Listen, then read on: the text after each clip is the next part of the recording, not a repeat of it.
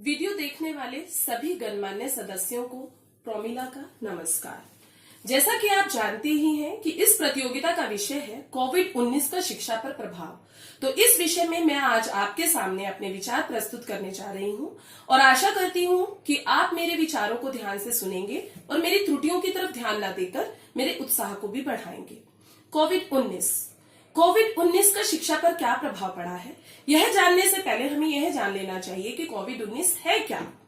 चीन के वुहान प्रदेश से आई हुई यह महामारी पूरे विश्व में फैल चुकी है। कई लोगों ने अपनी जानें भी गंवा दी हैं। अब तक इसका कोई निश्चित इलाज भी नहीं निकल पाया है। घबराहट के कारण लोग कोरोना और कोविड-19 को एक ही मान रहे हैं, जबकि कोरोना एक विषाणु नहीं बल्कि कई विषाणुओं का एक समूह है और कोविड-19 उस समूह का एक हिस्सा मात्र है। अब हम बात करते हैं कि कोरोना फैलता कैसे है, कोविड-19 फैलता कैसे है।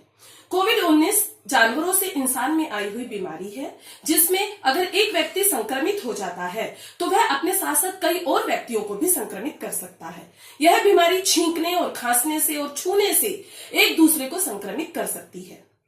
इस विषाणु की एक विशेषता यह होती है कि यह एक सतह पर कुछ समय तक लगातार रह सकता है।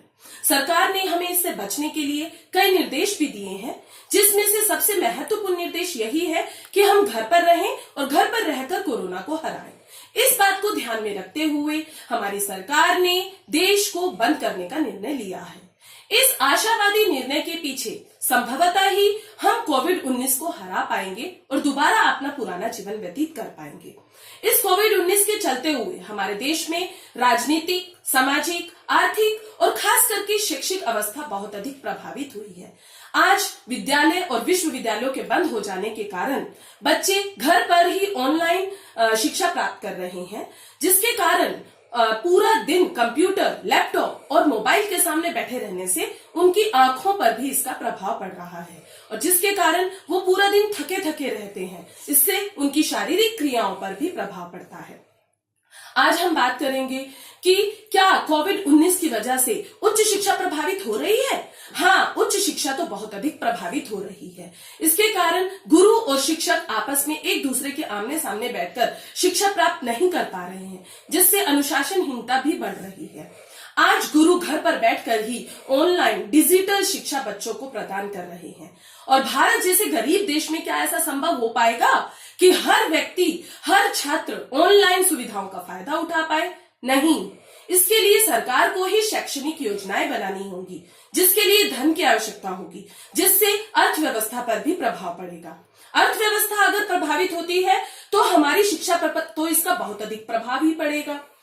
स्कूल कॉलेज बंद हो जाने के कारण विद्यार्थी इतने डर चुके हैं कि आगे हमारी शिक्षा का क्या होगा, हम आगे शिक्षा प्राप्त कर पाएंगे या नहीं, इस कोरोना के खत्म होने के बाद क्या हम विद्यालय जा पाएंगे या नहीं।